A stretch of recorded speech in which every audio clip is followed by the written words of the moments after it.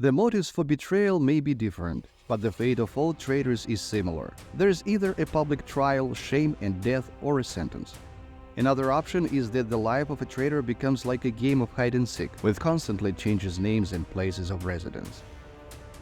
On October 9, 1945, the court read out the verdict to Pierre Jean-Marie Laval, Deputy Prime Minister and later Prime Minister 1942-1944 of the Vichy collaboration government in France. Laval was born in 1883 in the village of Châteldon, now a resort place famous for its mineral waters. Career. His father was a rural bourgeois. He owned vineyards, a cafe, and according to some facts, a butcher shop. By the age of 15, Pierre graduated from a local school and was sent to the Lyon school. In his youth, he was interested in zoology and upon graduating from school received the status of a primary school teacher. Then he was drafted into the army, from where he was discharged due to illness. In 1903, Laval joined the Blanquist Revolutionary Committee, the prototype of French Socialist Party. From this moment, Pierre Laval's political career takes off. After receiving a law degree, he became a lawyer and defended radical left-wing politicians and activists in courts. In those days, leftist movements were very popular in Europe and throughout the world. Many politicians initially supported left-wing socialist ideals. This also applied to many renowned individuals who later shaped the course of world events. Benito Mussolini started out as a left-wing socialist, who later descended to become a fascist duce. Later, Adolf Hitler, at the start of his political career after the First World War, also engaged with workers' associations and trade unions in Germany. He even called his party National Socialist Workers, although there were few socialists and workers there. It is difficult to say whether many of the politicians of that time who chose the left direction had any beliefs in socialism at all.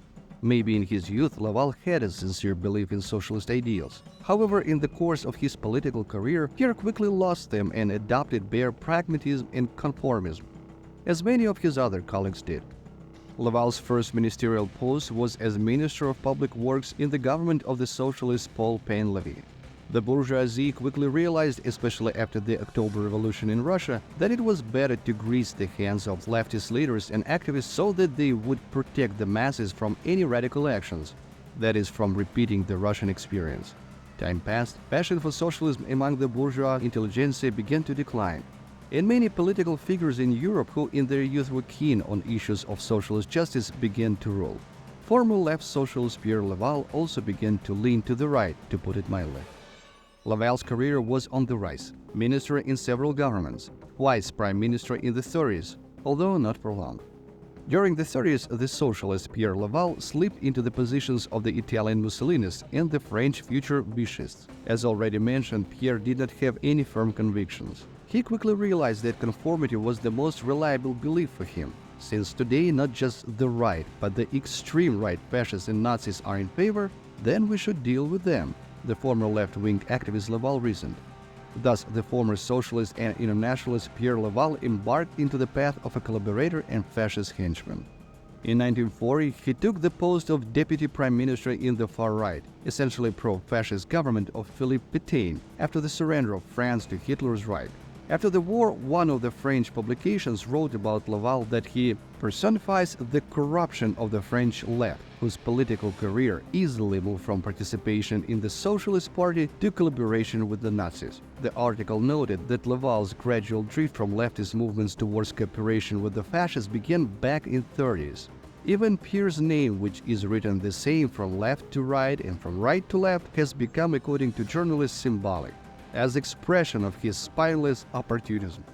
In the mid-30s, it was Laval, as Minister of Foreign Affairs of France, who disrupted any serious agreements between France and the USSR, which ensured Hitler's unpunished Anschluss of Austria and the occupation of the Rhineland demilitarized zone. Stalin met with Laval only once, and a seasoned Soviet politician quickly recognized the French conformist and schemer, and realized that it was not worth wasting time on him. He entrusted the matter to Molotov. However, the experienced diplomat Molotov also soon realized that Laval had come not to negotiate, but rather to create the appearance of it, demanding some obligations from the USSR and leaving France the right not to promise anything to anyone. And after unsuccessful negotiations in Moscow, Pierre Laval goes to Pilsudski's funeral in Poland, where he warmly communicates with Goering. From this meeting, his great friendship with Nazi number 2 begins. As a result, the anti-Hitler bloc did not take place in Europe. Laval somehow quickly got rich and became a French media tycoon.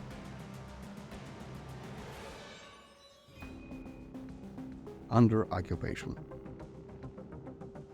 Pierre Laval, during the occupation period, combining the post of Prime Minister with the post of Minister of the Interior, was directly involved in organizing repressions against the French underground, as well as in organizing the sending of 750,000 French citizens to work in Germany. Heading the government allied to Hitler, he oversaw the organization of all the necessary supplies of raw materials and industrial products for the needs of German industry and the army. On June 22, 1941, the day of Nazi Germany's attack on the USSR, Laval made a speech in which he wished the Allied forces, Germany, Italy, and satellites, victory over Bolshevism. The above was enough to consider him a traitor and a fascist, who he really was. Trial and execution. Life sometimes takes unexpected turns, especially in the field of politics.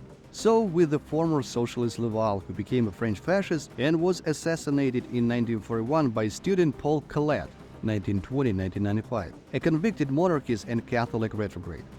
The attempt, however, was unsuccessful. Laval was only slightly wounded. Collet was sentenced to death by the court, but Marshal Philippe Pétain commuted the death penalty to life imprisonment.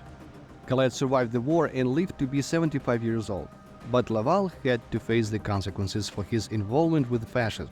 In August 1944, the Vichy regime fell and Pierre Laval fled, first to the Belfort fortress and then to Spain, where under the wing of dictator Franco, many Nazis, assorted fascists and collaborators sought refuge. However, there was no refuge for Laval. France turned to England and the USA, who put serious pressure on Franco and had to hand Laval over the French authorities. On October 4, 1945, Pierre Laval appeared in a French court of charges of treason and collaboration with the enemy. Quite a fair accusation. The court sentenced Laval to death on October 9. The execution was to be carried out on October 15. However, an incident occurred. On the morning of the execution, Laval tried to commit suicide. It is not known how he got an ampule with poison, potassium cyanide. The question also remains whether he really wanted to poison himself, or just to stall for time in the hope of a pardon.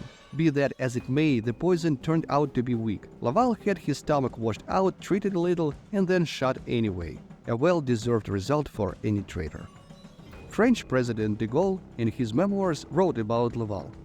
Inclined by nature and also accustomed by the regime to consider everything from a base point of view, Laval believed that no matter how things turned out, it was important to be in power, that with a certain resourcefulness one could get out of any situation. In the catastrophe that broke out over France, he saw not only a disaster for his country, but also an opportunity to seize the reins of power and use his ability to collude with anyone. Well, de Gaulle was probably right.